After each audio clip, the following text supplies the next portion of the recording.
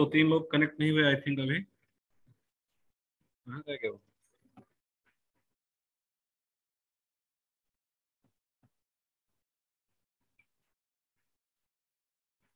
तो 2D array creation समझ आ गया था सभी को, इसमें कोई दिक्कत? 2D एरे कैसे बनाना है, क्लियर था ये?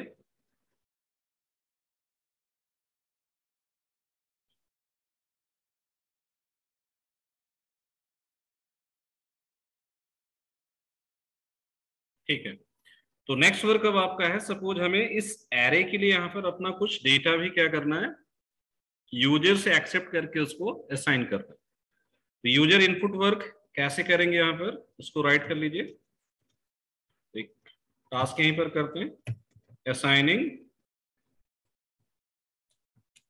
User input value.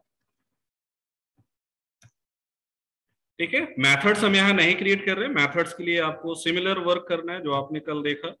ठीक है, तो आप उसे खुद से ट्राई कर सकते हैं।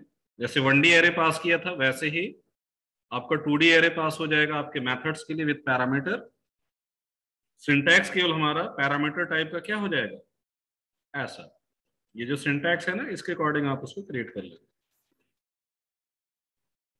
तो यहाँ पर असाइनिंग के लिए बताइए क्या करना होगा, क्या क्या रिक्वायरमेंट होगी, आप लोग खुद बताएं। स्कैनर की नीड पड़ेगी हमें, तो स्कैनर ऑब्जेक्ट बना लेते हैं।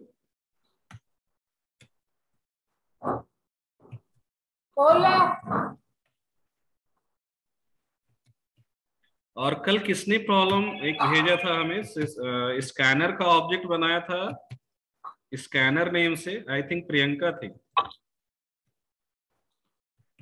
प्रियंका आप ही थे ना?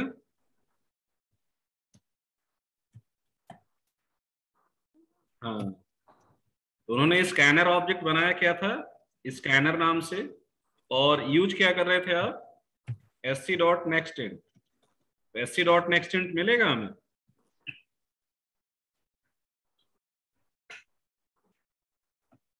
तो स्कैनर एस सी सपोज यहाँ पर हम लोग यूज करते हैं। अब बताइए आगे क्या करना होगा, what will be the next step. तो यहाँ पर कुछ मैसेजिंग हमें करनी चाहिए, तो एक डिफॉल्ट मैसेज यहाँ पास कर देते हैं, इनपुट या फिर इंटर मैट्रिक्स डेटा। इसके बाद आप ये लूप कॉपी कर सकते हैं। ठीक है, अब इसमें बताइए क्या चेंजेस करने चाहिए हम लोगों को, क्या चेंज यहां पर रिक्वायर्ड होगा।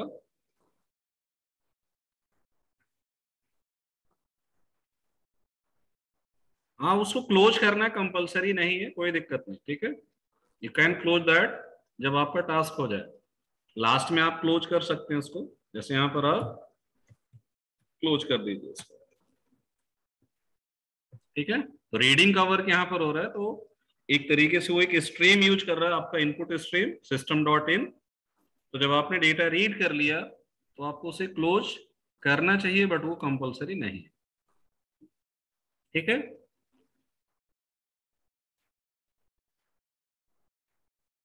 अरे कैसे नहीं होगा रन भाई, देखो यहाँ क्लोज कर दिया, आपने गलत जगह क्लोज किया होगा।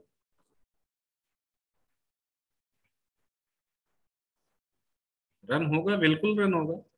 यहाँ पर हम डेटा रीड कर लेंगे ना, उससे पहले हो सकता है आपने पहले क्लोज कर दिया हो उसको, उसके बाद रीडिंग के लिए यूज कर रहे हो, तो बेटर है आप उसको क्लोज ही मत कीजिए, कोई इश्यू आएगा ही नहीं। ठीक है, तो यहां पर अब बताइए इस लूप के अंदर क्या चेंज आएगा,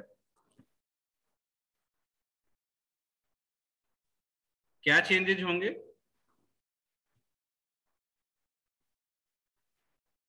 अब यहाँ कुछ मैसेजिंग भी तो करना पड़ेगा, नहीं तो हमें समझ कैसे आएगा कितनी वैल्यू इनपुट करनी है।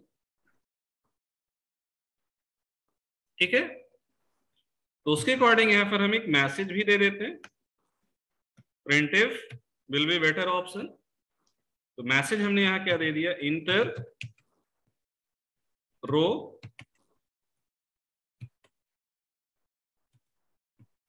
Percent D and column percent D value. Clear? एक मैसेज हो गया। अब इस मैसेज की वैल्यू यहां पर क्या आएगी, r+1 c+1। ठीक है, इंडेक्स के अकॉर्डिंग देना चाहते हैं तो r, c पास कर सकते हैं, बट हम रो 0 को क्या ट्रीट करेंगे, रो 1, तो r+1 जैसे लास्ट डे किया था हमने। इंडेक्स 0 को हमने किससे रिप्रेजेंट किया था, 1 से, उसी के अकॉर्डिंग ये वर्क कर रहा है। क्लियर है इतना? और यहां पर क्या चेंज होगा, ये प्रिंट स्टेटमेंट आपका यहां से रिमूव हो जाएगा और इसकी जगह क्या आ जाएगा, स्कैनर डॉट नेक्स्ट। तो इस तरीके से आप यहां पर डेटा रीडिंग का वर्क करें। अब ये प्रिंट स्टेटमेंट आपके लिए रिक्वायर्ड नहीं है, इसको आप हटा दें। ये पार्ट मार्क कर लीजिए सभी लोग।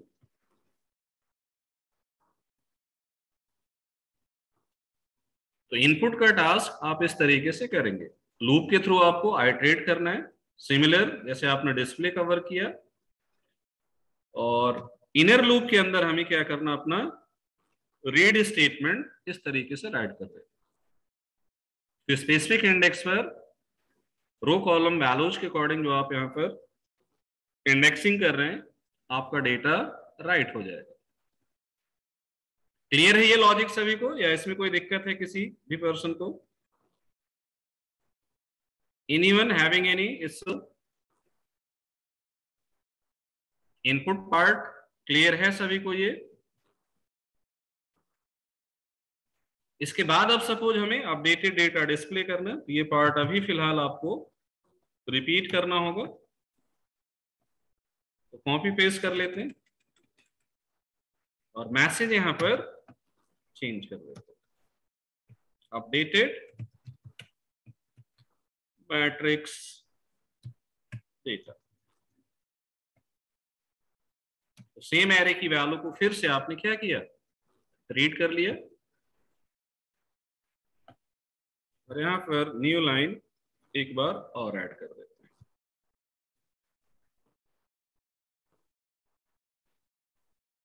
क्लियर है इतना? तो डिस्प्ले वर्क वही है जो प्रीवियस था, उसमें कोई चेंज हमने नहीं किया। इसको टेस्ट करते हैं।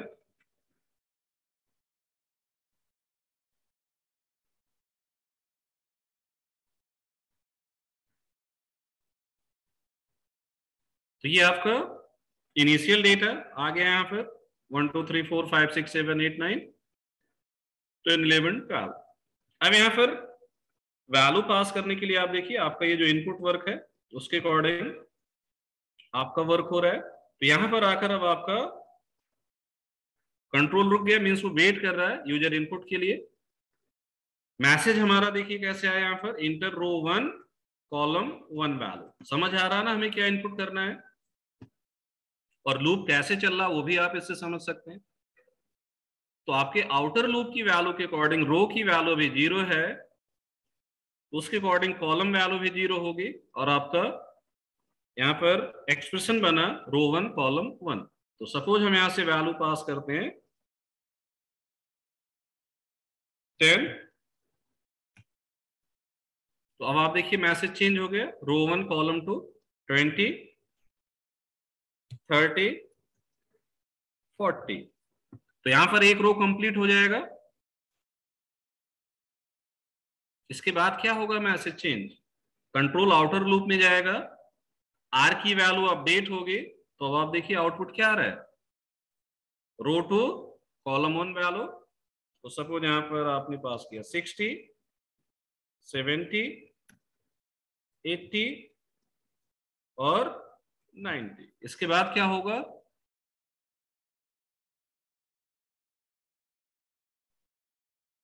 थर्ड रो में आपका कंट्रोल आ जाएगा, तो उसके अकॉर्डिंग आपकी वैल्यू यहां पर आप सपोज पास करते हैं 100, 110, 120 एंड 130। तो डेटा रीड ऑपरेशन कंप्लीट हो गया, आउटर लूप से कंट्रोल बाहर आएगा, डिस्प्ले लॉजिक कॉल होगी और उसके अकॉर्डिंग आप देखिए ये डेटा आपके पास स्टोर्ड है। तो जहां पर भी हमें इस तरीके से मैट्रिक्स फॉर्म डेटा स्टोर करना है या उसके अकॉर्डिंग इंफॉर्मेशन पर मैनिपुलेशंस करना है, तो आपको हेल्प किसकी लेनी है? 2 डायमेंशनल एरे फॉर्म बिहेवियर्स को। क्लियर है सभी को ये चीजें? इसमें कोई दिक्कत? इनपुट आउटपुट ऑपरेशन समझ आ गया सभी को? इनपुट आउटपुट ऑपरेशन समझ आ गया?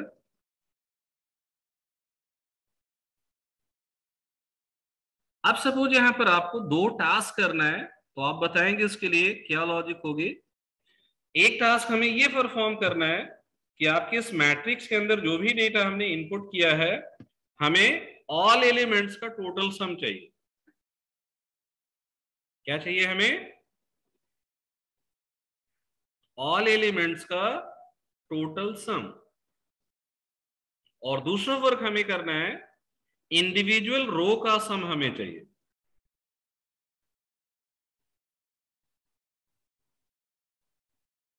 तो ये कैसे पॉसिबल होगा?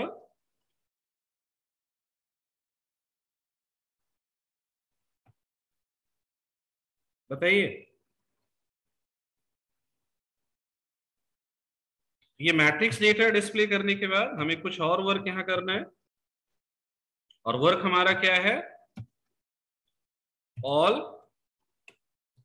एलिमेंट्स सम करना है। और दूसरा वर्क आपको क्या करना है? Row wise elements. टास्क समझ आ रहा सभी को? मेथड नहीं बना रहे हैं भी, यहीं पर लॉजिक लिख रहे हैं। मेथड तो आपको पता है ना कैसे बनाएंगे।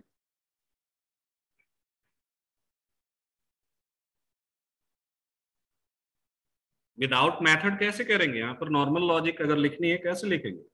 उसी को आप मेथड में पुट कर सकते हैं। जो सम वैल्यू यहां मिलेगी उसी को रिटर्न करा देंगे। तो बताइए क्या करना पड़ेगा इसके लिए? Row wise element sum and all element सम।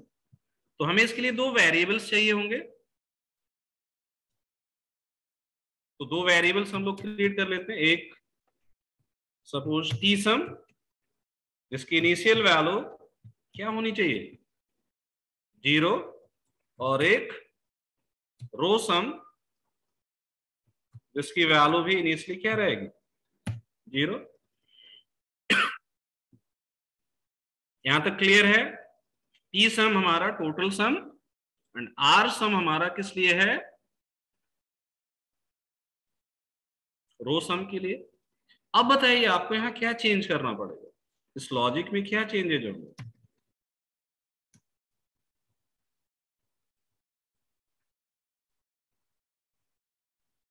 इसमें क्या चेंज होगा?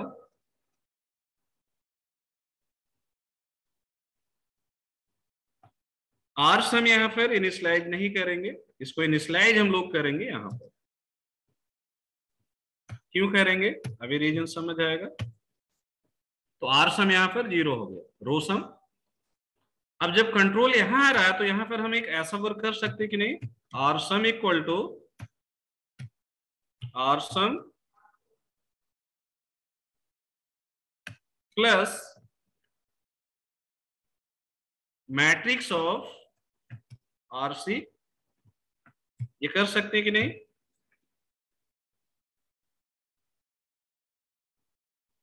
कर सकते हैं।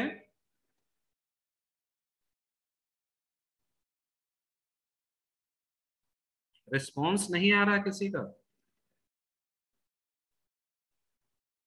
समझ नहीं आ रहा तो भी बताइए।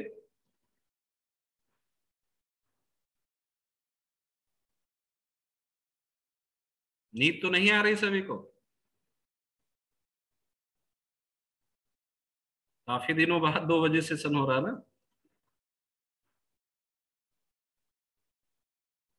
तो ये एक्सप्रेशन हमें रो सम रिटर्न कर देगा, प्रोवाइड कर देगा, रिटर्न नहीं प्रोवाइड कर देगा।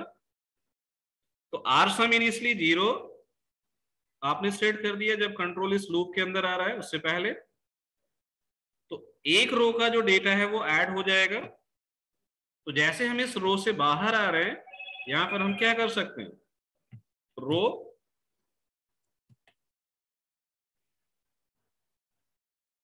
यहां पर भी प्रिंटफ यूज कर लेते हैं।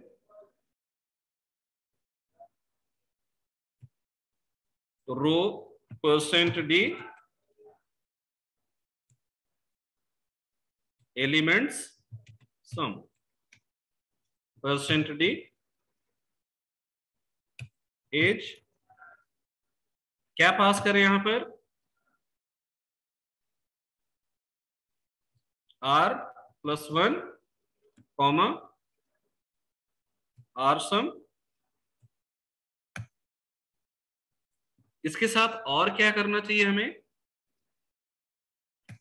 अब ये जो आर सम आपका आ रहा है इसी को हम किस में ऐड कर दें, टी सम के अंदर। तो T sum plus R sum, ऐसा कर सकते हैं कि नहीं।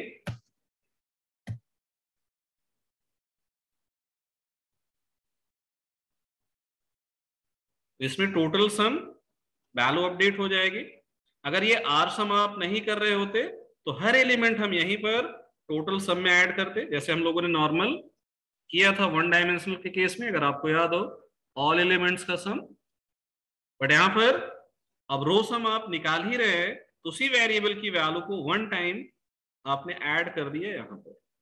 अगर आप ये वर्क यहां नहीं करते तो यहां पर हम एक्सप्रेशन क्या लिखते, T sum equal to T sum plus matrix of R, ये लिखते कि नहीं। बट अभी फिलहाल इसे राइट करने की जरूरत नहीं है, क्योंकि हमें रो सम इस वेरिएबल से मिल जा रहा है। तो जब कंट्रोल इस लूप से बाहर आएगा तो आपके पास रो सम होगा। तो इस तरीके से यहां पर आप देखिए, एक रो का सम हुआ, वैल्यू डिस्प्ले हुई, टोटल सम में वो ऐड हो गया। तो जब इस आउटर लूप से बाहर आएंगे हमें क्या मिल चुका होगा, क्या मिल चुका होगा, टोटल सम। तो उस वैल्यू को आप यहां पर प्रिंट करा सकते हैं। तो इस लूप के बाहर आएंगे और यहां पर हम क्या डिस्प्ले करा देंगे, मैट्रिक्स ऑल एलिमेंट्स सम, एज क्या प्रिंट कराएंगे यहां पर, टी सम के बाद। तो इस तरीके से आप यहां पर इस लॉजिक को राइट करें। देख लीजिए कोड एक बार, कहीं पर किसी स्टेटमेंट पर प्रॉब्लम है तो बताइए।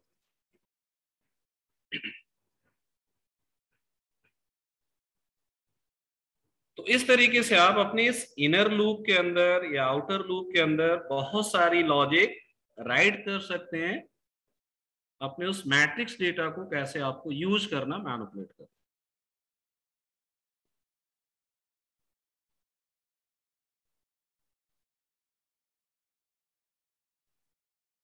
हो गया इतना, मार्क कर लिया सभी ने।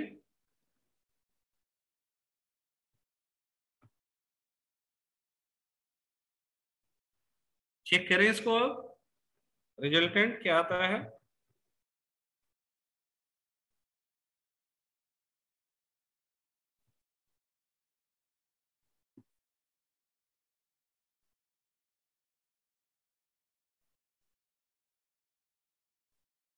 तो यहां पर कुछ वैल्यूज पास करते हैं, सपोज कुछ भी रैंडम वैल्यू पास कर देते हैं।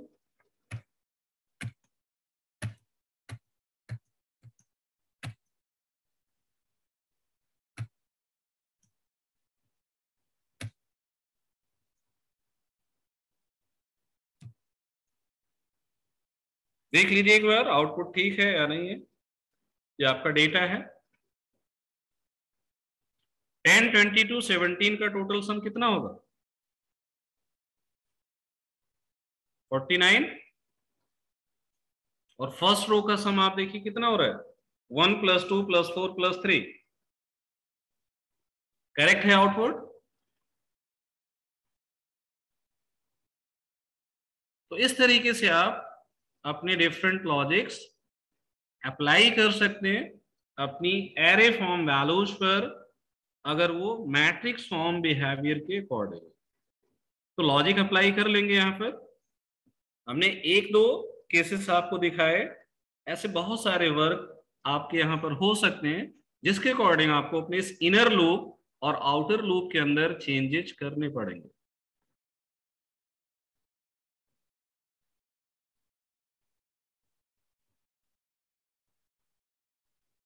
तो क्लियर है ये पार्ट सभी को? इसमें कोई दिक्कत? तो यहां पर आपने देखा कैसे आप एक 2D एरे की वैल्यू को मैनिपुलेट करेंगे। इंडेक्स 1 से मतलब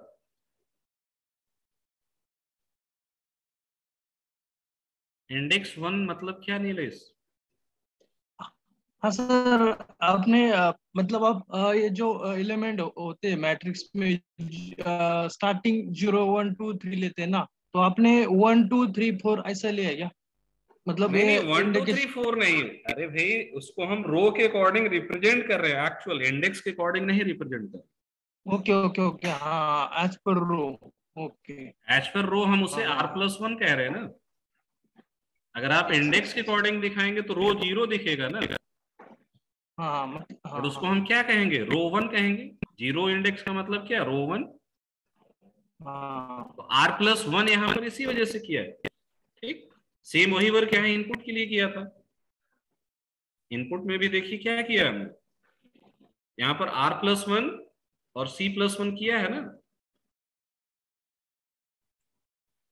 तो R+1 C+1 से क्या मिल रहा है आपको, वहां पर उसके according row index column index के अकॉर्डिंग उसकी एक्चुअल पोजीशन मिल रही। तो एक्चुअल पोजीशन हमारी क्या है, रो+1 कॉलम+1। ठीक है। जैसे यहां पर आप देखिए, अब ये मैसेज हमारा क्या है, रो 1 कॉलम 1 आया। अगर हम +1 नहीं करते तो क्या आता है यहाँ पर, रो 0 कॉलम 0। तो एक तरीके से वो भी ठीक है इंडेक्स के बेसिस पर, बट हम यहाँ पर किसके अकॉर्डिंग उसको यूज कर रहे हैं, एक्चुअल पोजीशन क्या है उसकी। तो 0 को हम 1 ट्रीट कर रहे हैं, 1 इंडेक्स को 2 ट्रीट कर रहे हैं, इस तरीके से वर्क हो। क्लियर हुआ? इस वजह से आप +1 वहां पर ऐड कर रहे हैं। अब आप लोग बताइए, ऐसे एक एरे जो आप क्रिएट करते हैं, इसकी लिमिटेशन क्या है? 2D एरे की कोई लिमिटेशन आपके अकॉर्डिंग है?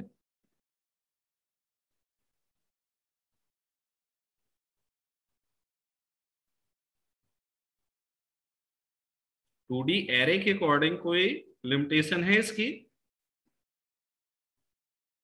अभी ये मैट्रिक्स अगर आप देखें तो कैसी मैट्रिक्स है, 3 × 4। किस टाइप की मैट्रिक्स है ये, 3 × 4 मीन्स हर रो के अंदर कितने एलिमेंट्स हैं, 3 एलिमेंट्स। अब सपोज हमें एक डेटा स्टोर करना है और वो डेटा कुछ ऐसा है, लाइक सपोज हमें एक स्टूडेंट के लिए स्टोर करना है वो कितने सब्जेक्ट्स में ट्रेनिंग कर रहा है या कर चुका है। तो पॉसिबिलिटी क्या होंगी,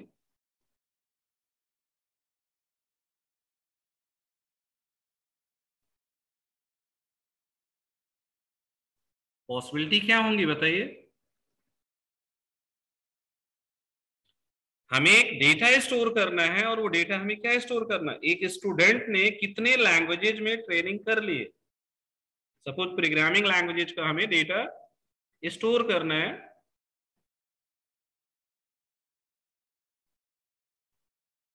और 5 स्टूडेंट्स के लिए हमें स्टोर करना है या 10 स्टूडेंट्स के लिए स्टोर करना है। और अभी केवल हमें क्या स्टोर करना है, डेटा कुछ ऐसा, जैसे मान लीजिए यहां पर इसको हम सिंबॉलिकली अगर रिप्रेजेंट करें तो ये सपोज आपका एक पूरा एरिया है, विजिबल है ये कलर।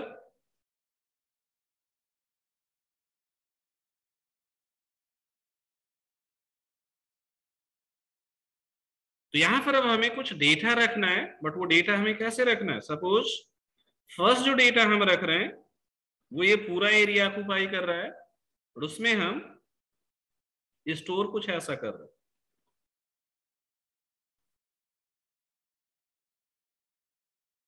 तो यहां पर सपोज आपका सी लैंग्वेज है, फिर यहां पर सी प्लस प्लस है, फिर यहां पर जावा है, यहाँ पर पाइथन है, यहाँ पर सपोज सी हैश है, और यहाँ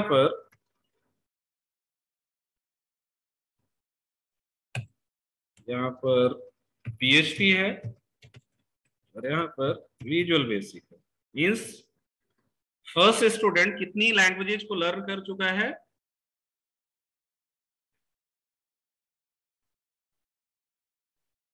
7। उसके अकॉर्डिंग डेटा आपने स्टोर किया। अब एक दूसरा स्टूडेंट है जो केवल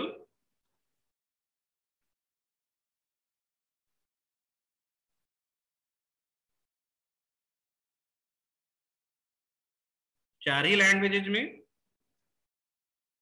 वर्क कर रहा है या उसने ट्रेनिंग ली है।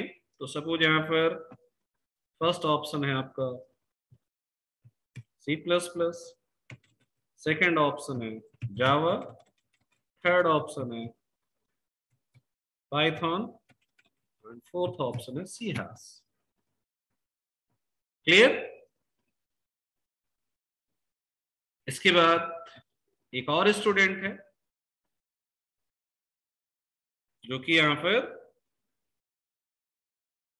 आपके इस स्ट्रक्चर के अकॉर्डिंग लैंग्वेजेज लर्न किया है।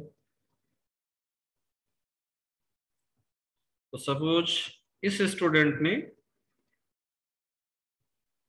जावा लर्न की है,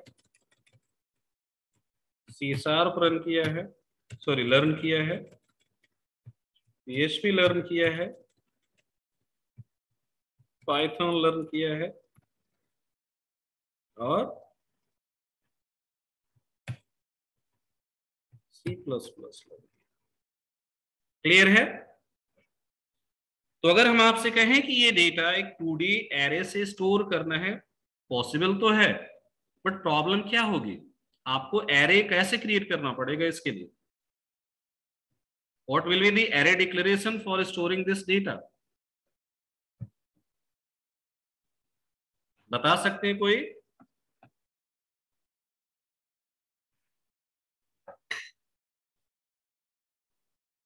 एनीवन। इस डेटा को स्टोर करने के लिए हमें क्या करना पड़ेगा। अभी डेटा अगर देखें तो स्ट्रिंग टाइप का है, तो हमें एरे डिक्लेरेशन किसके अकॉर्डिंग करना पड़ेगा, string as a type.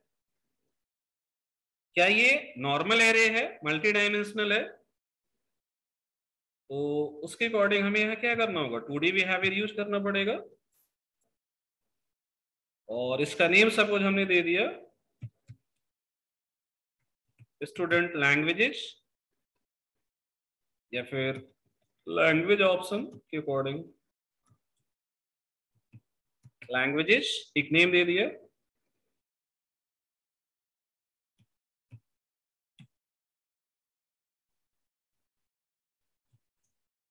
Clear. Equal to new. अब बताइए राइट साइड में क्या लिखेंगे आप, स्ट्रिंग, और यहां पर क्या करेंगे, what you will do, size क्या देंगे आप। नॉर्मल वर्क अगर आप करेंगे तो आपको साइज यहां पर देना पड़ेगा 7 नहीं 3 एंड 7 यही देंगे। तो यहां पर देखिए प्रॉब्लम क्या है, प्रॉब्लम क्या है बताइए।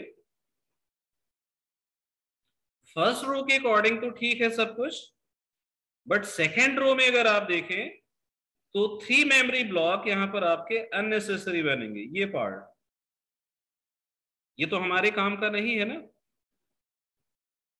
या है किसी काम का ये जो ब्लॉक है ये बनेगा। यहां पर टोटल 7 ब्लॉक्स बनेंगे आपके इस तरीके से। तो ये 3 ब्लॉक तो आपके यूज का नहीं है ना, क्योंकि हमें वहां डेटा रखना ही नहीं है।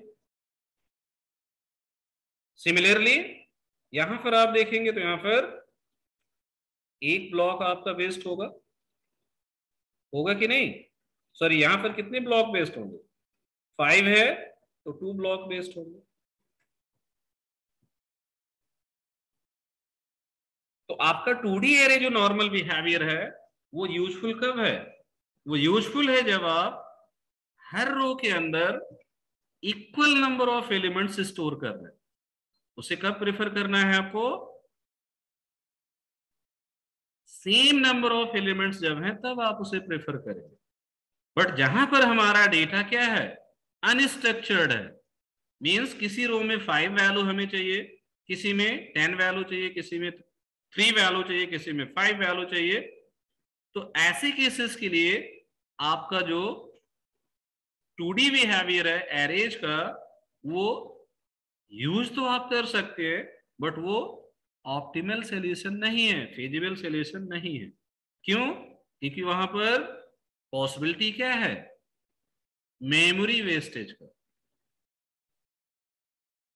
तो ये आपके 2D एरे की लिमिटेशन है उस केस में जब आपका डेटा क्या है, अनस्ट्रक्चर्ड। अनस्ट्रक्चर्ड का मतलब रो स्पेसिफिक हमारा डेटा साइज फिक्स नहीं है।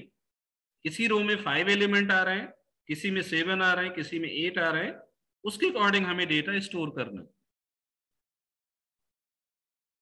तो अब आपकी एक नीड क्या है, यहां पर आपकी नीड ये है कि हम एक ऐसा एरे फॉर्म करें जो हमें क्या फंक्शनैलिटी दे दे, row specific different number of elements store करने का। तो ऐसी रिक्वायरमेंट जब आपकी यहां पर हुई तो आपकी एरेज का नेक्स्ट बिहेवियर आपको दिया गया मल्टी डायमेंशनल बिहेवियर के अकॉर्डिंग ही, जिसे हम क्या कहते हैं, जैग्ड एरे फॉर्म या फिर रैग्ड एरे फॉर्म या जिग जैग फॉर्म भी उसे कहा जाता है। तो जैग ड्रैग जिग जैग उसे इसी वजह से कह रहे हैं क्योंकि हर रो का जो स्ट्रक्चर है आप देखें वो क्या है, डिफरेंट है कि नहीं। अगर हम ये रेड मार्क यहां से हटा दें अभी तो ये जिग जैग फॉर्म है कि नहीं।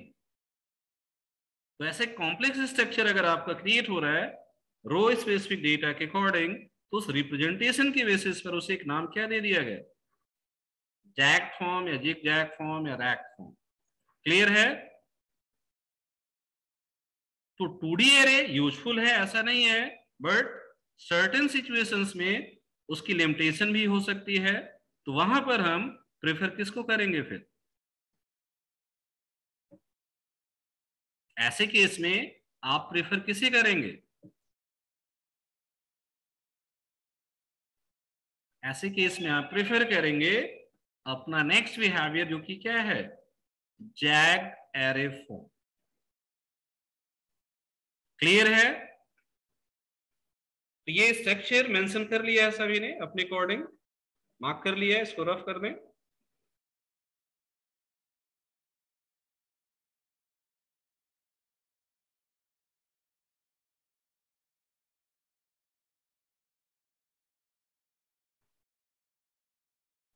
रिमूव कर दें इसे या नोट कर रहे हैं कोई, ठीक है।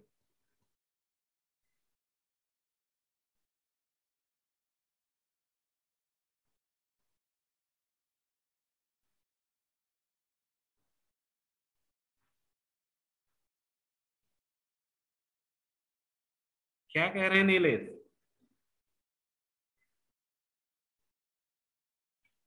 3D ARR मतलब 3D आरे का भी इसमें है क्या टाइप जो? हाँ थ्री, अरे एन डायमेंशनल उसको आप कहेंगे ना। आपके स्क्वायर ब्रैकेट बढ़ाते जाइए और लूप को क्या करो, नेस्टिंग करते जाओ। बट ओके नॉर्मली जो वर्क आपको करना है वो किस पर करना है, या तो जैग्ड बिहेवियर या 2D फॉर्म या 1D form. Maximum 1D use करेंगे, मैट्रिक्स फॉर्म डेटा होगा तो आप 2D यूज करेंगे, और ऐसी कोई रिक्वायरमेंट होगी तो आप जैग्ड बिहेवियर यूज करेंगे। ठीक है, एन डायमेंशनल 3D या उसके बियॉन्ड बहुत कॉम्प्लेक्स प्रॉब्लम के लिए ही आप यूज करते हैं। नॉर्मल प्रोग्रामिंग में उसकी कोई जरूरत नहीं है आपको कहीं। टेस्ट करना चाहते हैं तो आप 3D टेस्ट कर सकते हैं। डिफरेंस केवल क्या आ जाएगा, अभी जैसे हम 2 लूप यूज कर रहे हैं, वहां पर कितने लूप यूज होंगे, 3 लूप की नेस्टिंग हो जाएगी। तो एक आउटर लूप, उसके अंदर फिर एक इनर लूप, और उस इनर लूप के अंदर भी आपका एक इनर लूप आएगा। 3 लेवल की नेस्टिंग होगी।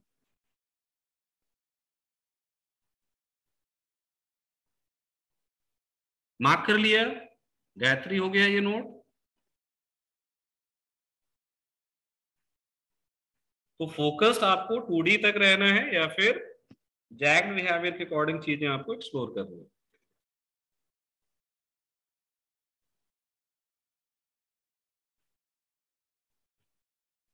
तो इसका कुछ रिप्रेजेंटेशन और कैसे आप इसे क्रिएट करेंगे, सिंटैक्स यहां पर देख लेते हैं पहले, फिर एग्जांपल डिस्कस करेंगे।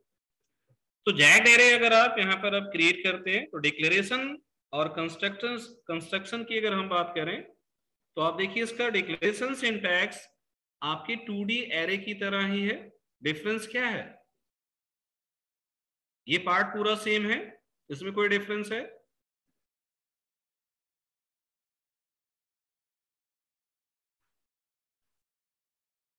ये सेम है। डिफरेंस कहां पर है, डिफरेंस यहां पर। क्या डिफरेंस है, 2D एरे के केस में हम कॉलम साइज भी बताते हैं, बट जब आप जैग्ड बिहेवियर क्रिएट करते हैं तो आपका ये जो सेकेंड स्क्वायर ब्रैकेट है, यहां पर हमें साइज स्पेसिफाई नहीं करना। ठीक, तो ऐसा ही वर्क जब आप करते हैं तो यहां पर ये जो फर्स्ट स्क्वायर ब्रैकेट है, ये बताता है कि आपके जैग्ड एरे के अंदर नंबर ऑफ एरेज कितनी स्टोर करें। जैग्ड एरे एक्चुअली है क्या, collections of arrays, similar to multi dimensional behaviour. Difference ये है, 2D एरे या 3D फॉर्म जब आप यूज करते हैं तो वहां पर जो कलेक्शन क्रिएट हो रहा है एरे का, उसमें नंबर ऑफ एलिमेंट्स हमेशा क्या रहेंगे, सेम। बट यहां पर क्या है, आपके नंबर ऑफ एलिमेंट्स डिफरेंट हो सकते हैं। जैसे अभी आपने देखा, तो सेकेंड स्क्वायर ब्रैकेट अब ये बता रहा है कि ये किस टाइप का बिहेवियर है, 1 डायमेंशनल। बट अगर यहीं पर हम 2 स्क्वायर ब्रैकेट यूज कर लें तो वो क्या हो जाएगा,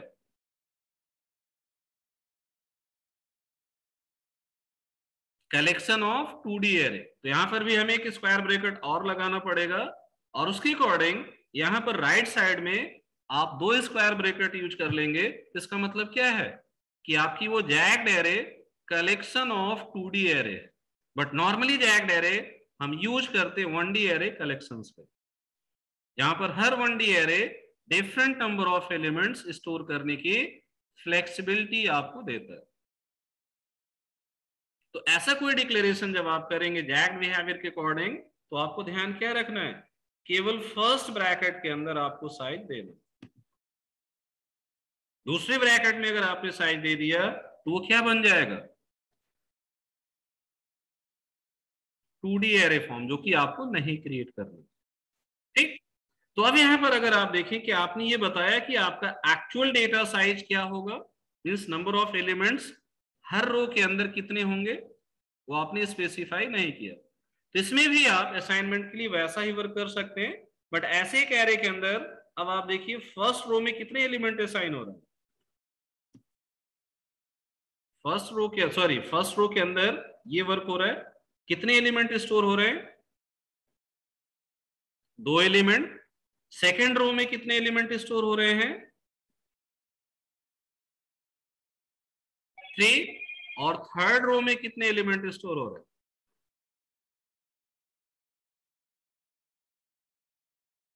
थर्ड रो में,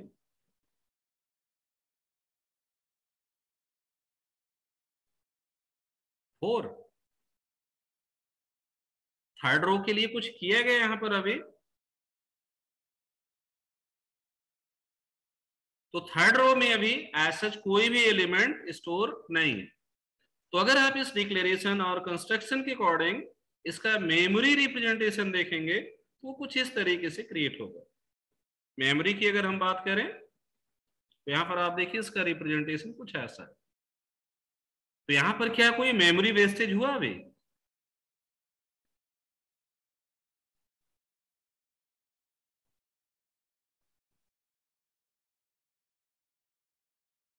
एक ब्लॉक ये बना है और उसके अकॉर्डिंग एक्चुअली क्या कोई और एरे फॉर्म हुई है? बट हम चाहें तो इस पर भी एक एरे इसी तरीके से रेफर कर सकते थे। तो यहां पर आप देखिए फर्स्ट रो के लिए कितने एलिमेंट्स हैं? 2 एलिमेंट। सेकेंड रो के लिए कितने एलिमेंट हैं? 3 एलिमेंट। बट थर्ड रो के लिए अभी कुछ भी आपने असाइन नहीं किया था, तो यहां पर क्या है? नल पड़ा हुआ। क्या पड़ा है? नल पड़ा हुआ। बट इस नल को हम थर्ड रो से रिप्लेस कर सकते हैं। तो इस तरीके से यहां पर आपका मल्टी डायमेंशनल जैग्ड बिहेवियर क्रिएट करते हैं। ये भी उसी का एक स्पेशलाइज्ड फॉर्म है। क्लियर है इतना सभी को? इसमें कोई कंफ्यूजन?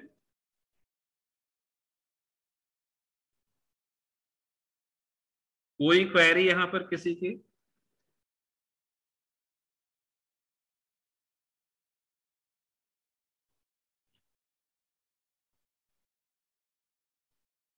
ऐसे कैरे को क्रिएट करने का एक और पॉसिबल सिंटैक्स है, इसे भी आप मार्क कर लीजिए, दिस वन। इसके बाद हम लोग एग्जांपल्स देखते हैं। ये सिंटैक्स मार्क कर लीजिए। डायरेक्ट आप इनिशियलाइजर ब्लॉक यूज करके वैल्यू पास कर सकते हैं। तो यहां पर आप देखिए साइज देने की कोई जरूरत नहीं है। बट इसका स्ट्रक्चर अगर देखें तो क्या क्रिएट हो रहा है? फर्स्ट रो के अंदर कितने एलिमेंट्स हैं? 4, सेकेंड रो में 2 एंड थर्ड रो के अंदर 2 एलिमेंट्स।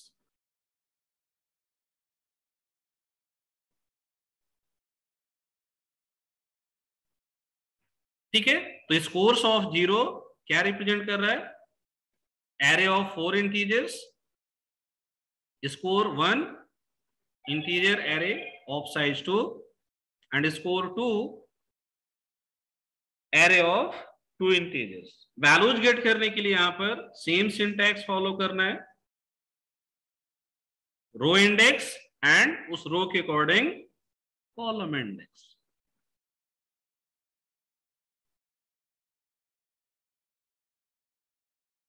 मेंशन कर लिया इसको।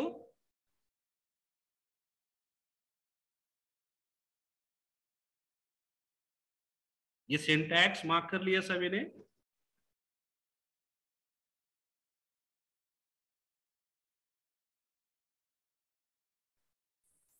सर हाँ बताइए। जो लास्ट का है स्कोर 2-1, हाँ 2-1 का मतलब क्या हो गया? Row third 2। Row first second element तो 4 सॉरी, हाँ मिलेगा। ठीक है sir, okay. Third row second element हाँ बराबर। 4 है। हाँ बराबर।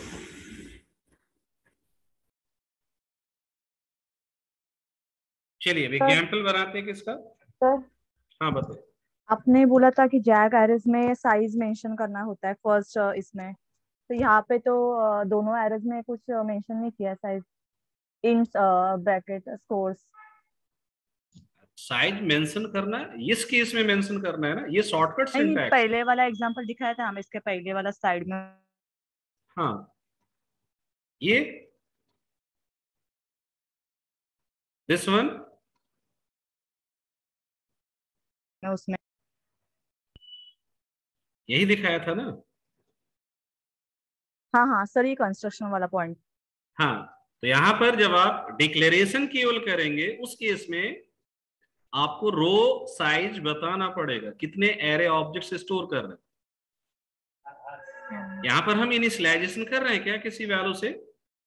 नहीं नहीं, तो इस केस में हमें ये पर्टिकुलर वैल्यू बतानी पड़ेगी, ठीक है, ये जो आपको दिख रहा है। क्लियर है? कॉलम लेंथ आप नहीं बताएं क्योंकि इसकी साइज वेरी करेगी, तो हर रो के लिए क्या लेंथ होगी वो हम अलग से स्पेसिफाई करते हैं। सर जैक में ऑलवेज कॉलम मिसिंग रहता है, फिर रो भी होती है कभी? क्या? तो इस केस में पता चल रहा है कि हमारे पास कॉलम के साइज अभी एग्जैक्ट नहीं पता है हमें। हाँ, तो वो यहां से पता चल रहा है ना जब आप उसको डिक्लेयर करोगे उसके अंदर। अभी ये 2 स्टेप में है, इसको 1 स्टेप में भी करके हम दिखाते हैं आपको, ठीक है। एग्जाम्पल पर आने दीजिए। ये वर्क वैसा हो गया ना, आपने एरे क्रिएट कर लिया, फिर उस एरे के पर्टिकुलर इंडेक्स पर आप ये एरे इनिशियलाइज कर रहे हैं। तो यहां पर बताया ना कि आपका एलिमेंट कितना रहेगा, इसमें आपने बताया 3 एलिमेंट, इसमें आपने बताया 2 एलिमेंट, और थर्ड रो के लिए आपने कुछ भी नहीं बताया। क्लियर? तो दोनों चीजें करके अभी हम देखेंगे यहाँ पर कैसे आप एक स्टेप में करते हैं, कैसे आप इस तरीके से करेंगे।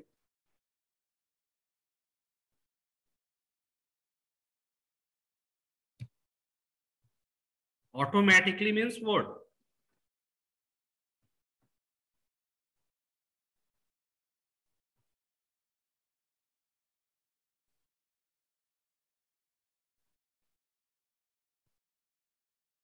यहां पर जैक डेमो एक फाइल क्रिएट करते हैं हम लोग।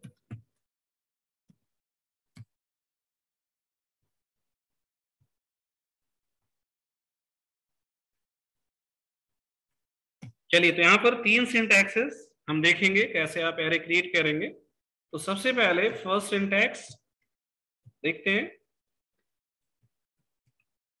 और उसी के अकॉर्डिंग वर्क करते हैं हम लोग। जो आपका इससे पहले केस था स्ट्रिंग वैल्यू के अकॉर्डिंग, तो आप उसको ज्यादा बेटर वे में रिलेट कर पाओगे। नेम क्या दिया था हमने उसको?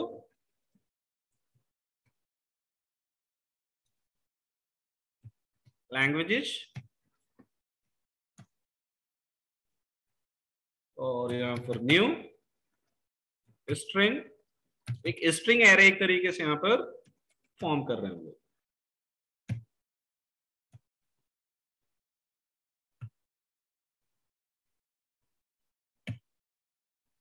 तो ऐसा केवल डिक्लेरेशन वर्क पॉसिबल नहीं है। पॉसिबिलिटी क्या है कि हम यहाँ पर दोनों लेंथ बताएं, लाइक 3, ये वैलिड हो जाएगा, बट ये क्या बन जाएगा?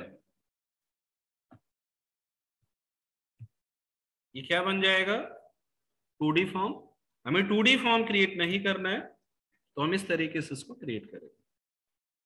अब इस एरे पर इंडिविजुअल डेटा क्या रहेगा, तो आप देखिए इसको हम कुछ ऐसा क्रिएट करेंगे, लैंग्वेजेस ऑफ 0।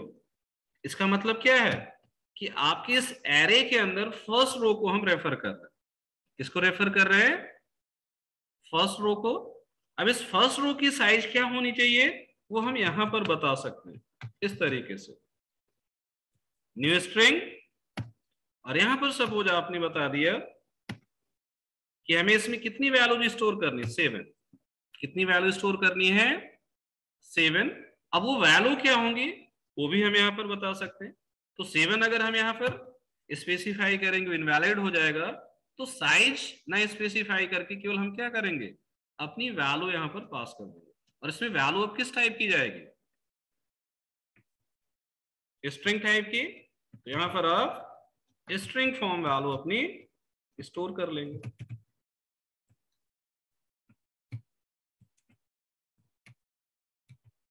कितनी वैल्यू हमें पास करनी है हम अपने अकॉर्डिंग पास कर सकते हैं। तो सपोज 5-6 वैल्यूज हम यहां पर स्टोर कर लेते हैं।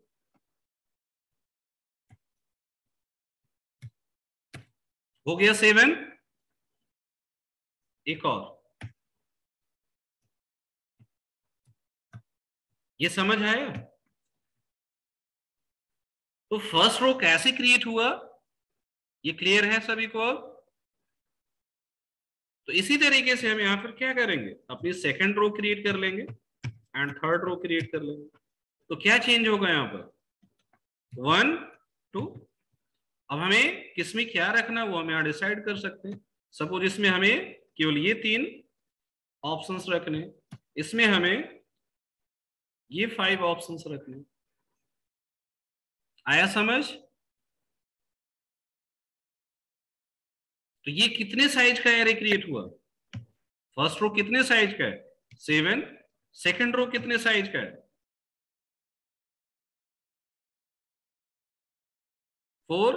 और थर्ड कितने साइज का है? 5। तो वेरिएबल लेंथ है कि नहीं है? वेरिएबल लेंथ है या नहीं है? Hello sir. हाँ जी, हेलो बोलिए। सर, इसमें रोज में जाने के बाद ये आपने स्ट्रिंग दिया है, तो आज पर ऑटोमेटिकली रो बन गए ना। फर्स्ट में 7 कॉलम आएगी, इसी से सेकंड में 4 डिसाइड हुआ कॉलम ना। आएगी ना, अरे भाई, थर्ड ये में एरे क्रिएशन है, इसी से डिसाइड हो साइज, रहा रो ना। साइज। इससे डिसाइड हो रहा है, यहां से इसमें डिसाइड हुआ कितनी एरे क्रिएट होगी। अब हाँ, आप इसका नेचर बता रहे हैं कि आपका जो 1D एरे यहाँ पर स्टोर होगा, फर्स्ट रो यस। में कितनी वैल्यू रहेगी, आज सेकेंड रो में मतलब कितनी ये वैल्यू आपने रहेगी, कितनी स्ट्रिंग, हाँ हाँ, उसी पे। थर्ड रो में कितनी वैल्यू रहेगी, वो आप यहां से डिसाइड कर रहे हैं। क्लियर है? हाँ यस ये सर। पॉइंट क्लियर हुआ? तो ये एक सिंटैक्स आपका यहां पर पॉसिबल है, इसको मार्क कर लीजिए। इसको कमेंट कर देते हैं। टेस्ट एक ही बार करेंगे हम लोग। ये फर्स्ट वे हो गया आपका। इसी वर्क को करने का दूसरा सिंटैक्स यहां राइट करते हैं। डेटा वैल्यू यही यूज करेंगे हम लोग। इसका दूसरा सिंटैक्स आप कुछ ऐसे यूज करेंगे। अब यहां देखिए, हमें बार बार ये लिखना पड़ रहा है, इससे बेटर है यहां पर आप क्या करें, कर्ली ब्रैकेट्स यूज करें, जो पहले वर्क किया था हम लोगों ने। और इसमें से ये पार्ट आपका हट जाएगा।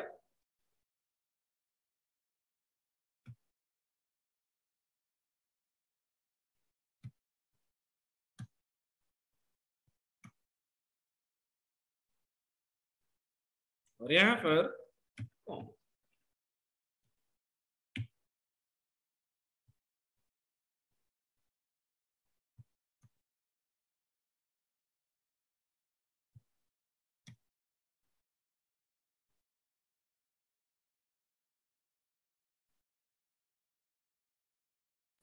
वो कर्ली ब्रैकेट के बाहर सेमीकोलन है सर। कहां पर? नंबर 19।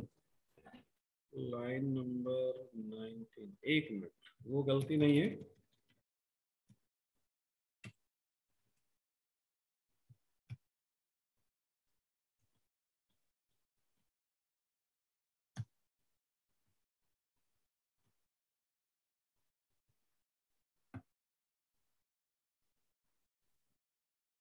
सर वो 3 नहीं चाहिए ना? हाँ, यहाँ पर ये हटा। ठीक है,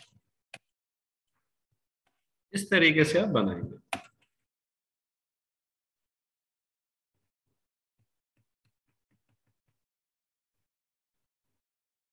ठीक है। तो जब आप डिक्लेरेशन के साथ इनिशियलाइजेशन करेंगे, हमने आपको पहले भी बताया कि उसमें आप साइज स्पेसिफाई नहीं करेंगे। बट यहां पर देखिए फ्लेक्सिबिलिटी क्या है। फर्स्ट रो में हम 7 एलिमेंट्स रख रहे हैं, सेकंड में हम 4 रख रहे हैं, और थर्ड में हम 5 रख रहे हैं। तो ये भी एक तरीका है आपके इस बिहेवियर को क्रिएट करने का। तो एक सिंटैक्स ये हो गया आपका, इसे भी आप मार्क कीजिए।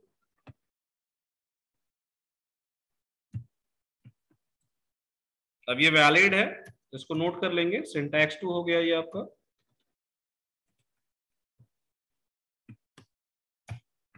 अब इसी का एक और वेरिएशन देखते हैं। तो नेक्स्ट वेरिएशन क्या पॉसिबल है इसका? नेक्स्ट वेरिएशन आप ये हटा सकते हैं, इसकी भी कोई रिक्वायरमेंट नहीं, ये भी कर सकते हैं। एक वेरिएशन ये हो गया आपका। थर्ड वेरिएशन,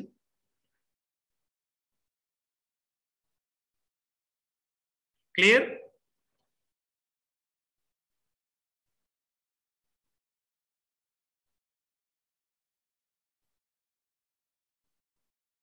तो इस तरीके से भी आप बना सकते हैं। और क्या पॉसिबिलिटी हो सकती है आपके अकॉर्डिंग? इन तीनों को देखकर बताइए और क्या पॉसिबिलिटी हो सकती है।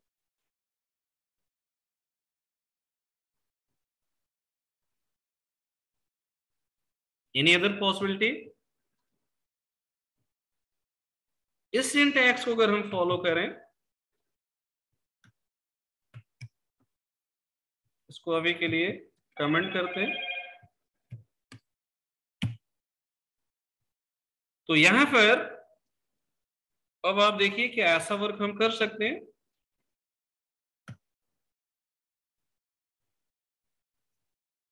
New string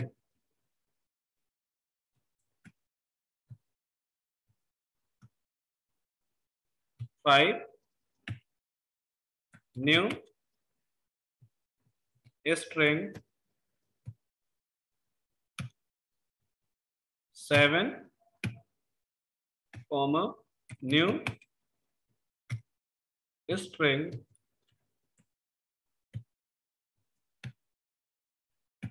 3।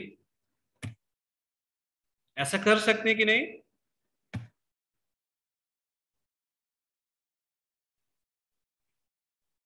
यही आपका एक्चुअल सिंटैक्स है एक तरीके से जैक डायरेक्ट क्रिएट करने का, जब आप डिफरेंट रो साइज के अकॉर्डिंग वैल्यू स्टोर करना चाहते हैं। ठीक है, तो यहां पर आपने क्या बताया कि ये मल्टी डायमेंशनल बिहेवियर के अकॉर्डिंग तो होगा, बट फर्स्ट रो में कितने एलिमेंट्स आएंगे?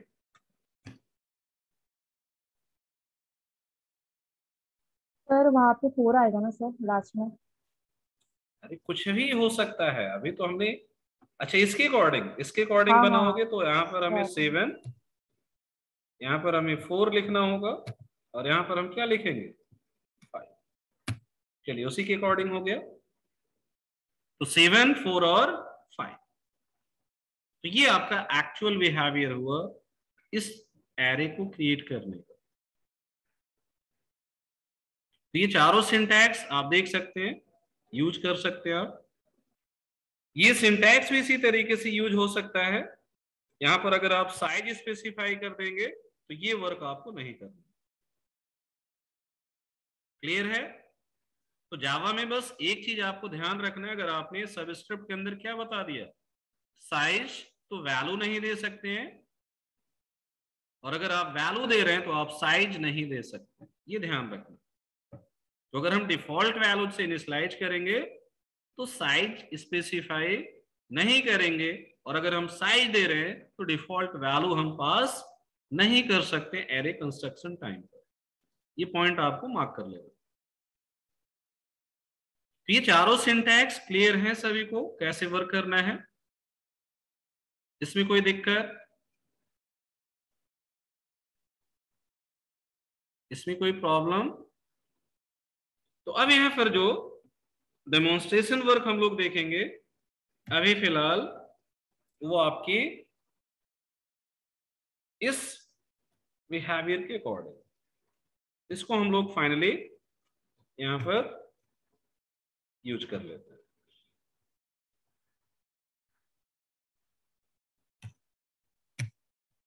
ठीक है, तो सपोज ये आपके पास एरे डेटा है। अब इस एरे डेटा को हमें क्या करना है, यहां पर डिस्प्ले करना है।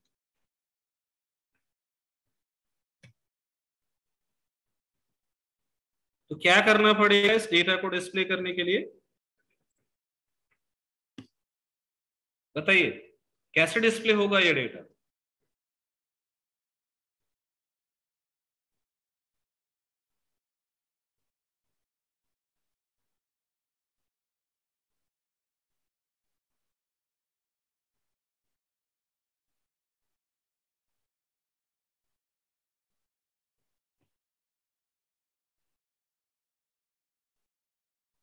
वो स्ट्रिंग कहाँ यहाँ आएगा भाई, लूप चलाना पड़ेगा ना।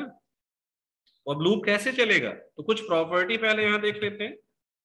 सर वो लूप चलाने के लिए अपना मतलब एक स्पेसिफिक टाइप का नहीं है ना, मतलब सेकेंड रो में आपने कुछ वैल्यूज कम है, तो वो कैसे हाँ तो रीड करेगा लूप? लेंथ है ना यहाँ पर, टोटल लेंथ एरेज। यहाँ पर अगर हम देखें तो हमें क्या मिल जाएगा, लैंग्वेजेस डॉट लेंथ, इससे हमें टोटल एरे पता चल जाएगा। चल जाएगा कि नहीं? और अब यहां पर अगर हम रो 1 लेंथ निकालें तो कैसे मिलेगा? लैंग्वेजेज ऑफ 0 डॉट लेंथ, और इसी को अप्लाई करने हम किस पर? रो 2 और 3 के लिए। यहां पर क्या चेंज हो जाएगा? 1 और 2। तो यहां पर बताइए आउटपुट क्या आना चाहिए?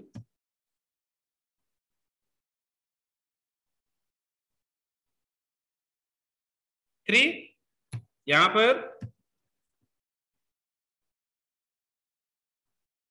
वो बॉक्स और डिब्बे देखिए, उससे आपको समझ आएगा। इसकी वैल्यू क्या आनी चाहिए? 7। इसकी वैल्यू क्या आनी चाहिए? इसकी वैल्यू 5 या 4? कंफ्यूजन? 4 आना चाहिए ना, और इसकी वैल्यू 5। एक और स्टेटमेंट लिख रहे हैं, उसका आउटपुट बताइए क्या आएगा? लैंग्वेजेज ऑफ 0 एंड देन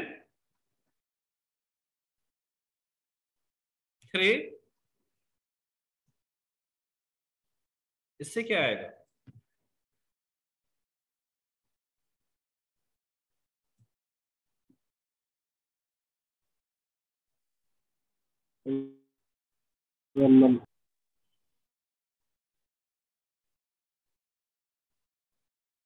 जावा।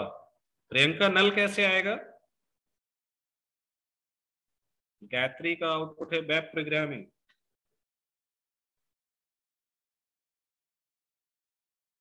प्रियंका, नल कैसे आ रहा है? और जावा कैसे आएगा बताइए, जो लोग जावा बता रहे हैं।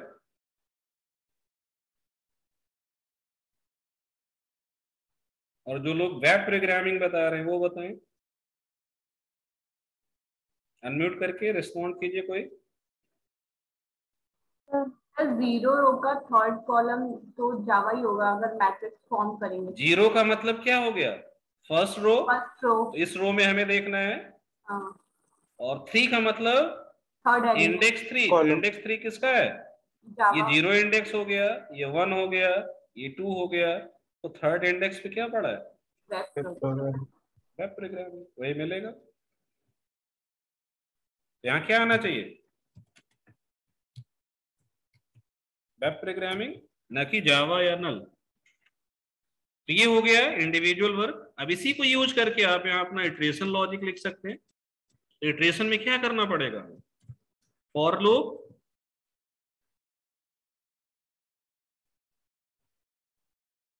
कैसे यूज करेंगे बताइए? Integer row equal to 0, row less than क्या रहेगा? Languages dot length and then r plus plus.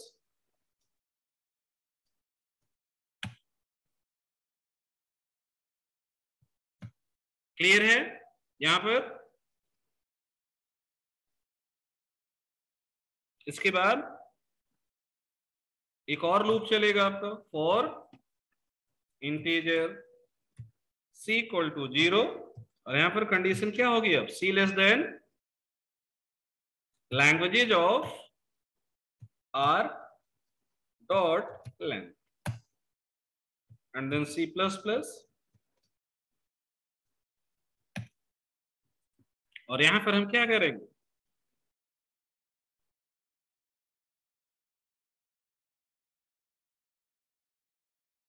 यहां पर क्या करेंगे बताइए?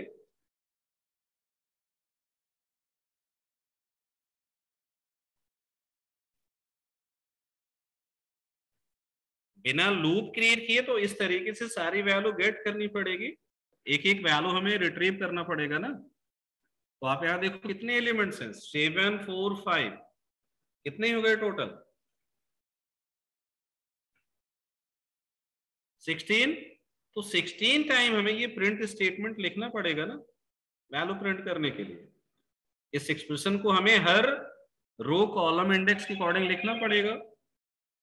तो जहां पर आपका कोड जनरलाइज होता है, अब इसमें हमें क्या चेंज करना है? इंडेक्स ही चेंज करना है। तो ऐसे काम के लिए हम लूप यूज करते हैं। विदाउट लूप हो जाएगा, नो प्रॉब्लम, बट प्रॉब्लम क्या है? कोड बढ़ेगा आपका। ठीक है, उसका सोल्यूशन क्या है? आप उसे आइटरेट कर लीजिए। ठीक है तो सर, ओके सर। तो अब यहां पर बताइए आपका प्रिंट स्टेटमेंट क्या हो जाएगा?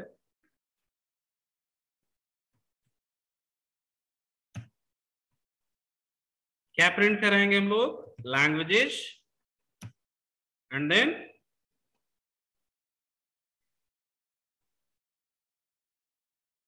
आर और सी की वैल्यू प्लस स्लैश की यूज कर लेते हैं। और यहां पर प्रिंट एलएन की जगह क्या यूज कर लेंगे? प्रिंट, और लूप से बाहर आकर यहां पर आप न्यू लाइन लगा देंगे। इस तरीके से आप डेटा को रीड करेंगे, मींस आउटपुट राइटिंग का वर्क करेंगे। तो इसका आउटपुट अब देखते हैं हम लोग क्या आता है।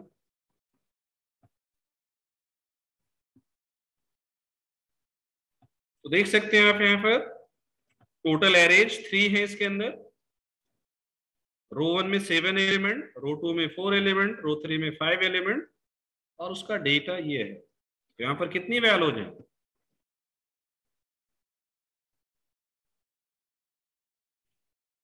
7 वैल्यूज।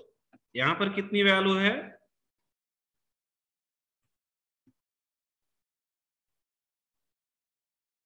5 वैल्यू, सॉरी 4 वैल्यू, और यहां पर कितनी वैल्यू? 5। समझ आया? तो जहां पर हमें row specific different number of values store करना है, वहां पर हम क्या करते हैं?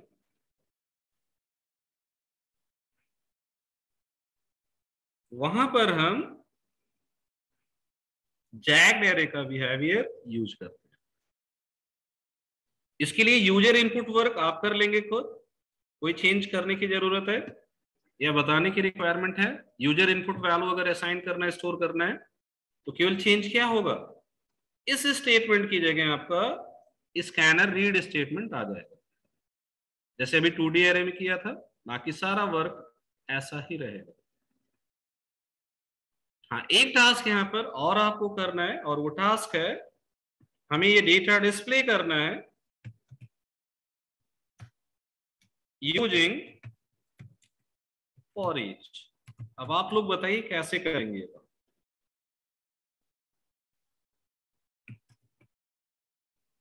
डेटा यूजिंग फॉर ईच क्या करना पड़ेगा? 1 मिनट का टाइम लीजिए और बताइए।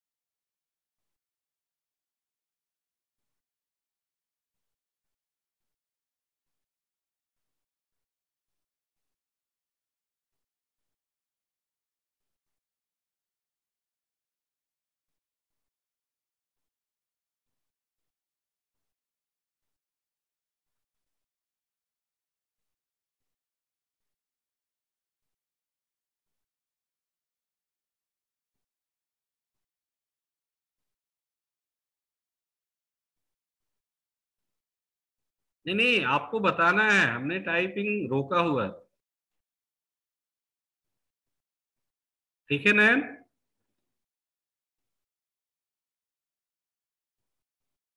फॉर ईच लूप कैसे यहां पर राइट करेंगे वो आपको बताना है।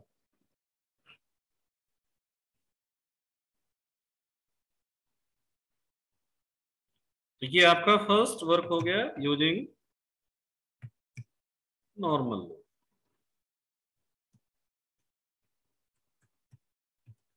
नॉर्मल में फॉर व्हाइल डू व्हाइल कुछ भी हो सकता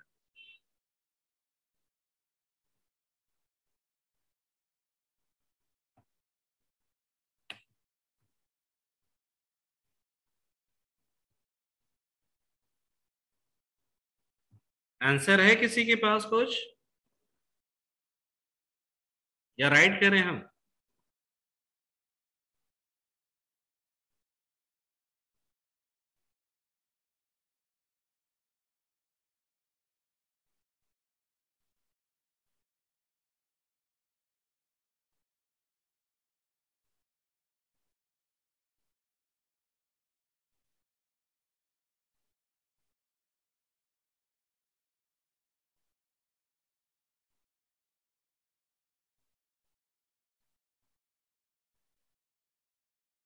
फॉर लैंग्वेजेस, अब यहां आर और सी कहां मिलेगा भाई? लैंग्वेजेस आर यहां कैसे आएगा? कोलोन सी ये कहां से आएगा? ऐसा तो कुछ कर ही नहीं सकते। और ये गलत है हिमांशु। एक और आया आंसर हमारे पास, यहां पर हम इंटीजर आर कर दें ऐसे, और इधर क्या करना है? Languages dot length. ये तो प्रॉपर्टी, इसमें आप आर कैसे पास करोगे? ऐसा तो हो ही नहीं सकता।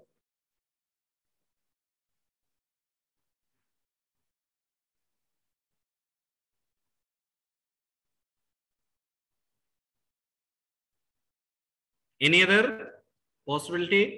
ये दोनों गलत हैं।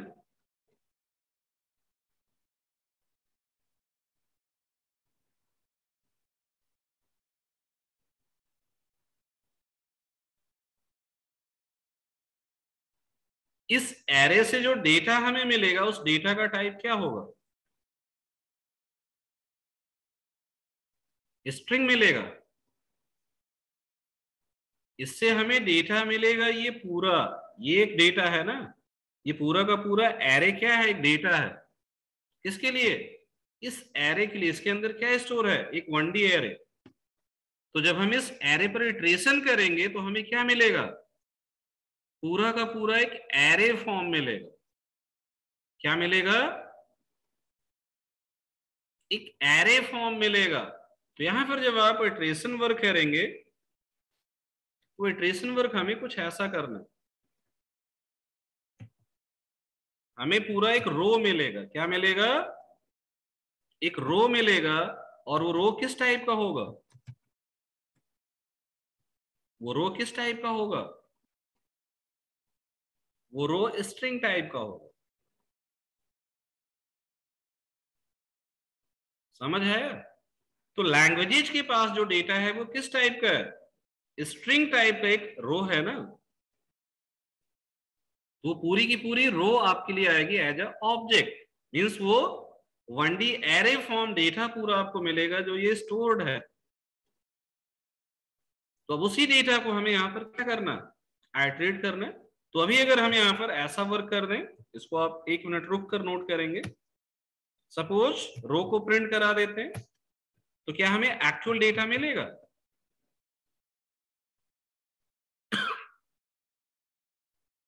क्या यहां से एक्चुअल डेटा मिलेगा? अभी क्या आएगा यहां पर? अगर आप इसको देखेंगे तो आप देखिए क्या आ रहा है। जितनी बार लूप चला होगा आपको क्या मिला? एक स्ट्रिंग एरे ऑब्जेक्ट मिला। तो हमें क्या करना पड़ेगा? इस रो को फिर से इटरेट करना पड़ेगा। क्या करना पड़ेगा? इसको फिर से इटरेट करना पड़ेगा। तो यहां पर फॉर ईच लूप की नेस्टिंग आपको करनी पड़ेगी। अब इस रो से हमें क्या मिलेगा बताइए? अगर हम यहां पर इस रो को आइटरेशन के लिए यूज करें तो इससे हमें क्या मिलेगा? एक स्ट्रिंग टाइप का डेटा मिलेगा। और उसे सपोज हमने नेम दे दिया लैंग मीन्स एक लैंग्वेज वैल्यू मिलेगी और उस लैंग्वेज वैल्यू को यहां पर हम लोग क्या कर लें, डिस्प्ले करा दें, तो आपको एक्चुअल डेटा मिल सकता है कि नहीं। और यहां पर आप न्यू लाइन लगा दीजिए।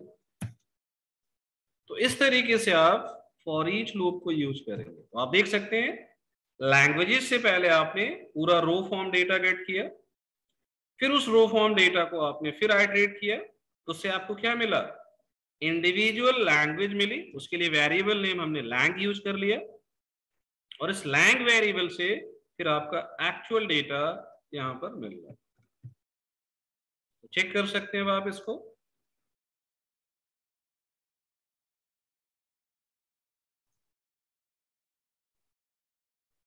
देख सकते हैं दोनों से वैल्यू मिल रही है। उसी तरीके से आया समझ सभी को ये चीज, फॉर ईच लूप का सिंटैक्स समझ आया कैसे यूज करना है। तो फॉर ईच लूप जब आप यूज करेंगे जैग्ड एरे के लिए, आपको ध्यान रखना है उसकी नेस्टिंग आपको करनी पड़ेगी। तो आउटर लूप से एरे फॉर्म आपको मिलेगा, उस एरे को फिर आप इनर लूप में जाकर एक्चुअल डेटा एक्सट्रैक्ट करेंगे, निकालेंगे। ठीक है, तो फिलहाल इतनी चीजें आपको यहां पर अभी देखनी थी। कुछ और पॉसिबिलिटी है, जैसे सॉर्टिंग के लिए हमें एक बिहेवियर देखना है, तो आगे हम लोग डिस्कस करेंगे जब उसके अकॉर्डिंग वर्क आएगा, स्पेशली जब कलेक्शंस हम पढ़ेंगे वहां पर डिस्कस करेंगे। और भी बहुत सारे ऑपरेशंस एरेज पर हैं जो कि आपको डेटा स्ट्रक्चर्स में भी बताया जाएगा। ठीक है, क्योंकि बहुत सारे वर्क आपके डेटा स्ट्रक्चर के जो आप इंप्लीमेंट करेंगे वो एरेज पर ही बेस्ड है। बट अभी सिंटैक्टिकली कैसे वर्क करना है, इसके अकॉर्डिंग कुछ बेसिक असाइनमेंट प्रॉब्लम कैसे आप सॉल्व करेंगे, वो सारा वर्क आपको यहाँ पर करना है। ठीक, तो असाइनमेंट्स जो आपको करने हैं उसको हम यहाँ पर राइट कर देते हैं अभी के लिए।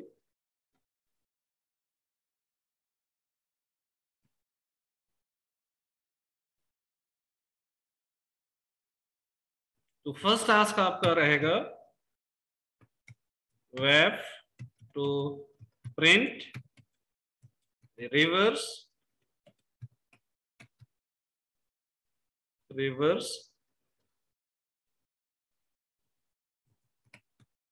of 1D array values।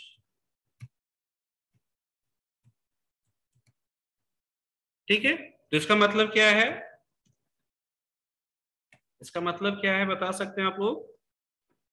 Like suppose आपने एक एरे क्रिएट किया और उसके अंदर सपोज आपकी वैल्यू क्या सिंबॉलिक हम यहाँ राइट कर रहे हैं, इसमें वैल्यू सपोज हमारी है कुछ ऐसी।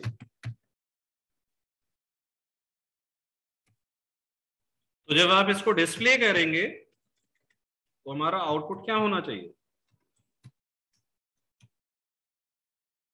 आउटपुट का सीक्वेंस क्या होगा,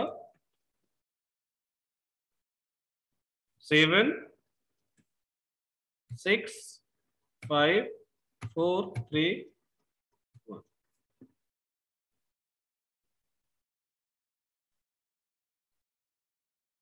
clear.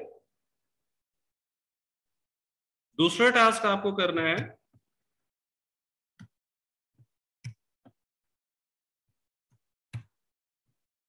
Web two reverse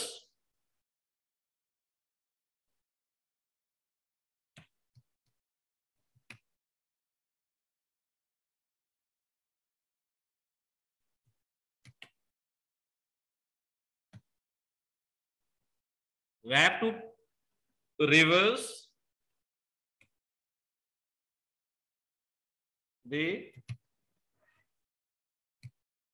elements of 1D array within array then display।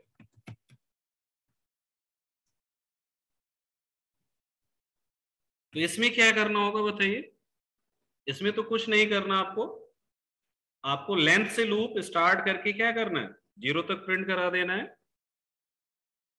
But इसमें क्या करना होगा बताइए।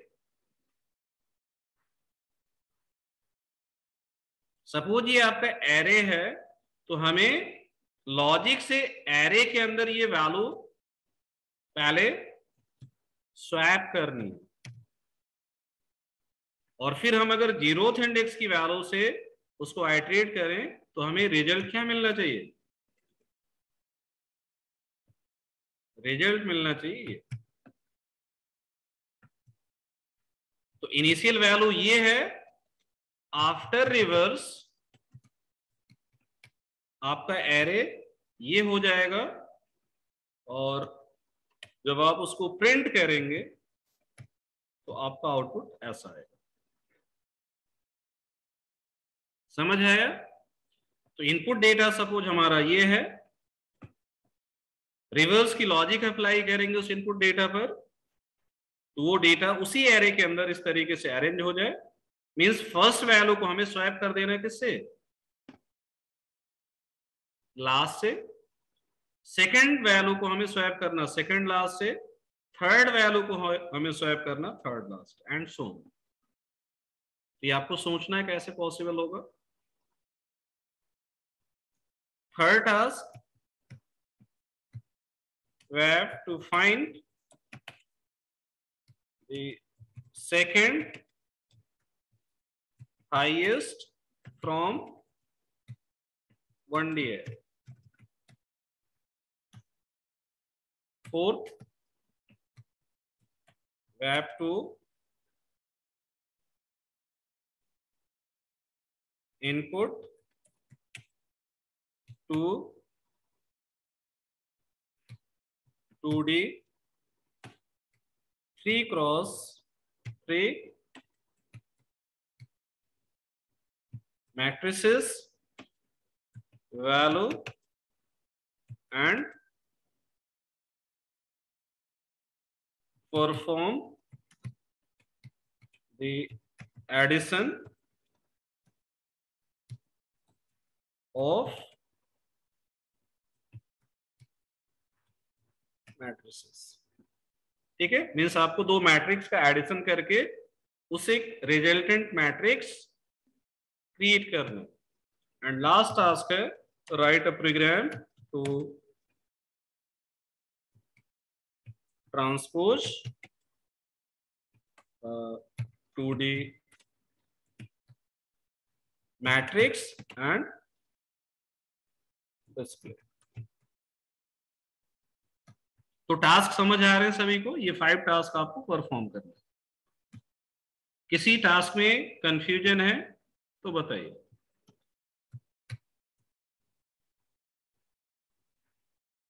टास्क क्लियर है सभी को? ये असाइनमेंट कितना होगा? 8। ठीक है,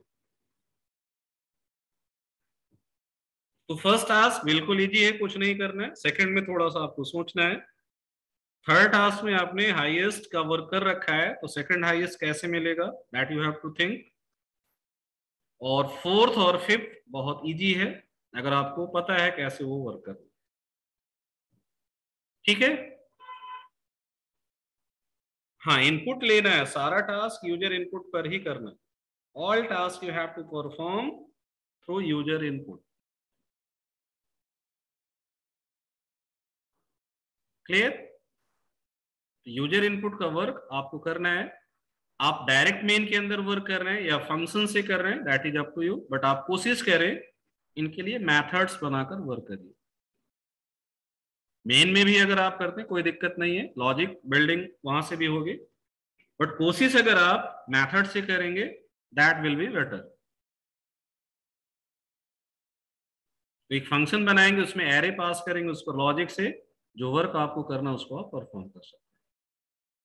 तो आपको कैसे वैल्यू पास करना है एरे में तो हमने बता रखा है, उसको आप रेफर कीजिए, या मेन के अंदर ही डायरेक्ट अभी लॉजिक आप राइट कर सकते हैं। ठीक है, हाँ बताइए। सेकेंड क्वेश्चन में पहले सॉर्टिंग करेंगे, सॉर्टिंग नहीं करना है, रिवर्स करना है। नहीं तो सर आप बोले ना कि पहले आप अरे भाई ये ऐसे हो सकता है, यहाँ मान लो 8 है, ठीक। हाँ वो मैं समझ गई। हाँ तो 5 की जगह क्या आएगा, 8 आएगा। समझ आया? अच्छा पहले रिवर्स करिए देन शॉर्ट करिए।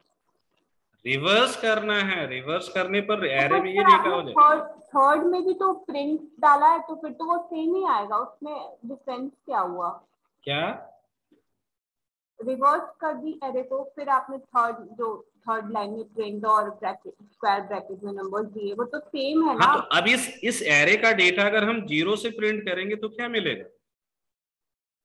तो 0th इंडेक्स पर क्या डेटा आ चुका है? 7 आ चुका है ना। हाँ बट इनिशियली क्या था, लास्ट पर 7 था ना। Yes sir. तो यहाँ आपको रिवर्स डिस्प्ले करना केवल, तो डिस्प्ले में हमें क्या करना होगा, हम पहले लास्ट वैल्यू डिस्प्ले करा देंगे।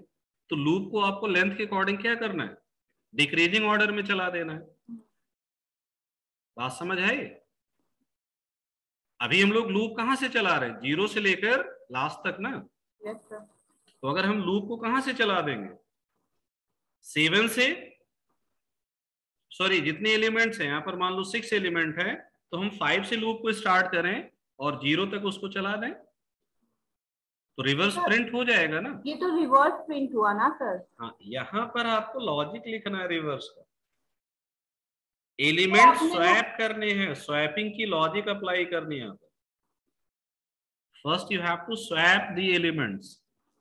तो आपने थर्ड प्रिंट क्यों लिखा है, मेरे को ये कंफ्यूज हो रहा है सर। अरे भाई आपका ये डेटा चेंज हो गया ना ओरिजिनल एरे में। हाँ वो तो अब इसको डिस्प्ले करोगे तो क्या मिलेगा? तो वो तो मैं पूरी जब रिवर्स लेके आऊंगी तो पूरी वो एलिमेंट ही प्रिंट कर दूंगी, तो आ गया, अपने में ही आंसर आ गया ना हम लोग का सर। अरे भाई इसमें अगर हम 0 से प्रिंट करेंगे तो हमें क्या मिलेगा, हमेशा यही डेटा मिलेगा ना। ओके हमें एरे की वैल्यू को स्वैप करना है, ठीक है सर, समझ। मेन लॉजिक ये है यहाँ पर। ओके मीन्स आपके एरे के अंदर जो फर्स्ट एलिमेंट है वो क्या हो जाना चाहिए, लास्ट एलिमेंट। 7। तो आपको विद इन एरे स्वैपिंग का लॉजिक पहले अप्लाई करना, फिर डेटा को डिस्प्ले करना है जैसे आप नॉर्मली डिस्प्ले करते हो, ठीक है। ओके यहाँ पर रिवर्स का लॉजिक मीन स्वैपिंग का लॉजिक मेन पार्ट है, डिस्प्ले के लिए आपको नॉर्मल वर्क ही करना है। तो ओरिजिनल वैल्यू आपकी ये होगी, सपोज रिवर्स या स्वैपिंग का जो लॉजिक है उससे डेटा ऐसा हो जाएगा और फिर आपको उसे क्या करना, डिस्प्ले करा देना। तो जब आप डिस्प्ले करेंगे तो ओरिजिनल वैल्यू ही हमें रिवर्स ऑर्डर में मिलेगी। बट इसमें अगर हम 0 से उसको डिस्प्ले करेंगे तो क्या मिलेगा, 1 3 4 5 6 7 मिलेगा। यहाँ एक्चुअल डेटा चेंज नहीं होगा।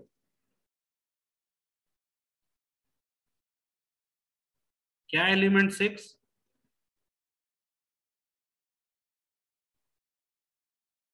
एलिमेंट 6 का मतलब नहीं समझे सर? एरे में टोटल एलिमेंट्स कितने रहेंगे? कितना भी लेकर चलो, ये तो एक सैंपल कोड है। आप 5 लेकर चलिए, ठीक। 5 पर लगाइए लॉजिक, 10 पर, मैक्सिमम 10 लेकर चलेंगे। यूजर इनपुट वर्क कर रहे हैं तो 5 वैल्यू सफिशिएंट है, ठीक है। तो 5 एक स्टैंडर्ड साइज लेकर आप चलिए नॉर्मल टेस्टिंग के लिए। में 2 मैट्रिक्स बनानी है और मैट्रिक्स का एडिशन करना है। क्या? फोर्थ क्वेश्चन में 3 मैट्रिक्स बनेंगे, ठीक। सर 2 लिखा है ना आपने, 2 अरे ये तो आपको इनपुट कराना है, ठीक। हाँ वही 2 और एडिशन परफॉर्म करेंगे, perform the addition of matrix. अच्छा चलिए इसमें और, तो सपोज यहाँ पर हम दे देते हैं to have to input 2 matrices, suppose mat1 mat2, इन दोनों को ऐड करना and perform the addition of matrices mat1 and mat2 and store in mat3 to store the result in mat3 and display। Clear? Yes sir. ये करना। तो matrix 1 और 2 की value matrix 3 में हमें क्या करनी है, एलिमेंट बाय एलिमेंट ऐड करनी है और फिर तीनों को डिस्प्ले करा देना।